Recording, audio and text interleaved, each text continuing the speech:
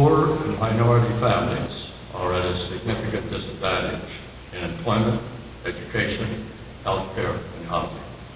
In addition, incarceration rates for minorities are disproportionately high. That certainly is true in Iowa, as is in many other places. What specific actions would your administration take to correct these disadvantages?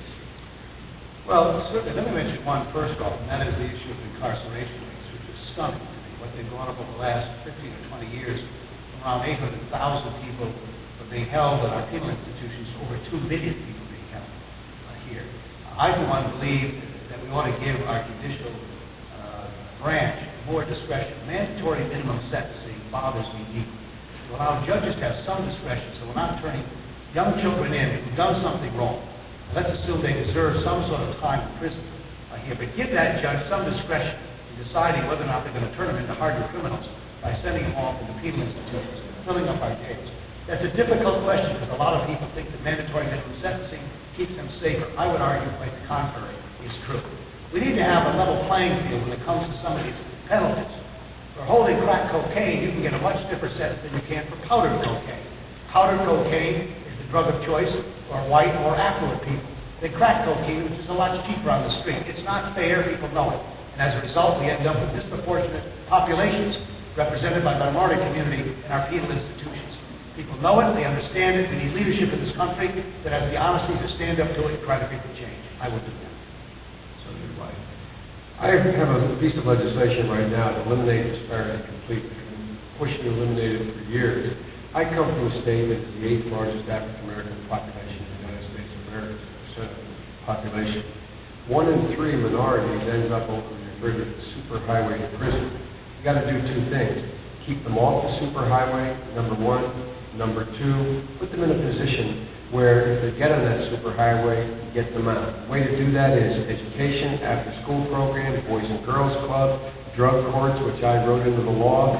In addition to that, those who are being released from prison, you've got to have drug rehabilitation available to them, and you have to have what I call the Second Chance Act. When you get out of prison, you're given a bus ticket and $25.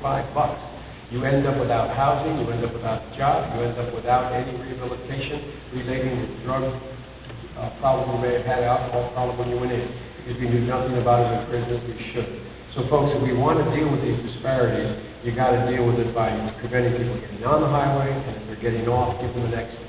And by the way, the Violence Against Women Act, that would in fact change the world, because the one thing all violent criminals have in common, almost 80%, they're witnesses of violence against their mother, and that in fact is how you get learned. The learned behavior of violence comes from witnessing. And so there's a lot of things we can do, must do, and I've spent the bulk of my career doing that. The Office of Crime Bill, the Office of Drug Court, the Office of Violence Against Women Act, and Cops Bill, and a number of other things. Final word, Senator Dodd. Well, just a couple of added thoughts here, and Joe's comments are appropriate to think about this. So we need to do a far better job. I'm a strong advocate for universal national service in our country. Not to mandate it, but to find ways in which more people can serve our communities. I mentioned earlier I served in the Peace Corps, I served in the military. I'd like to see the opportunity for more Americans to serve their country and their community by expanding America Vista programs, by encouraging senior volunteers and mentoring programs. There are an awful lot of children out there who are not given the kind of guidance and support they ought to have. It may not sound like a bromide for all of us, but I worry about many of our children not getting the kind of guidance and support that I think many Americans would be willing to provide.